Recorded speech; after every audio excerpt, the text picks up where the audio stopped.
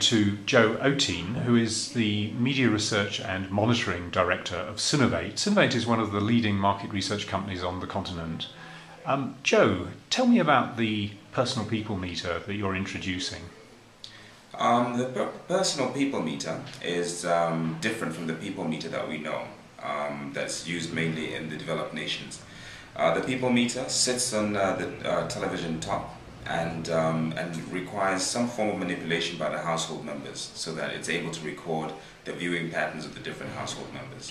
The PPM, on the other hand, is a pager-sized device, much smaller than the people meter. And the PPM stands for Portable People Meter, which means you can carry it on your belt, around your belt, you can carry it around your neck, and the respondents are required to carry it throughout the day. And as they do so, the PPM will pick up inaudible embedded signals from the radio stations and television stations. Within the television stations and radio stations, we put in an encoder which is able to send out those inaudible, unique embedded signals for each station, which is then picked up by the PPM. The PPM is robust for Africa, mainly because radio is universal. We see in Kenya, within the past 4 weeks, everybody has generally listened to radio. So it's important to have a measuring device that is able to pick up not only television, but radio as well. You were saying earlier that it also picks up live streaming. Yes, it also picks up live streaming from the internet. So anywhere that, if the embedded signal is within earshot, the PPM will pick it up. So it's platform neutral. So whether it's a television set, whether it's a radio device, a mobile phone, or a computer screen as well.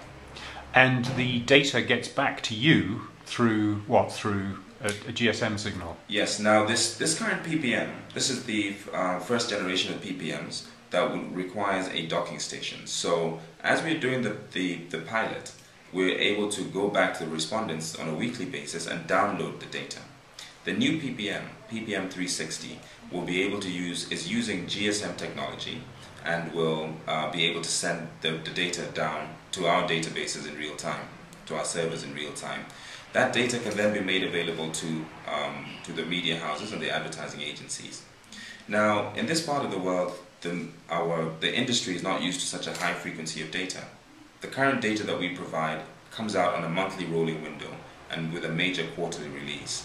Now, real-time data will create a challenge, and our industry will need to install systems, computer systems that will be able to handle this high frequency of data and to be able to analyze it to the full benefit. And what made you introduce the PPM? What was the commercial push to do this?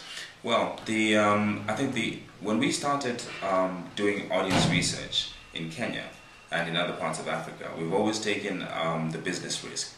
We carry out the study, and then we sell the information to the industry. Sometimes we made money, sometimes we didn't. But at one point, the industry came together under the Kenya Audience or Kenya Advertising Research Foundation, and they wanted more frequent data. They wanted a more robust sample that covered both rural and urban, and a national sample as well, which was not the case before.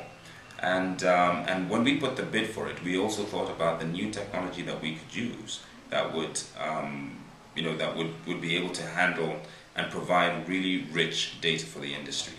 And that's why we thought about the PPMs. So we have timely data as well. Timely data, indeed. So you can look at breaks within a program rather than just saying the whole program. Indeed. I mean, there are quite a number of benefits for this kind of frequency of data. First thing is that it's minute by minute, as opposed to 15 minute by 15 minute, which is currently the case. And within that, you're able to look at what's happening within the breaks. Currently the advertisers are buying the ratings of the television program rather than of the break. But with the minute-by-minute data, you'll be able to do that. Secondly, the data will be out, a lot more frequently. So initially, we're saying that we will do it perhaps once every week. But it'll get to a point where we'll be able to make this data available, in real time to our clients.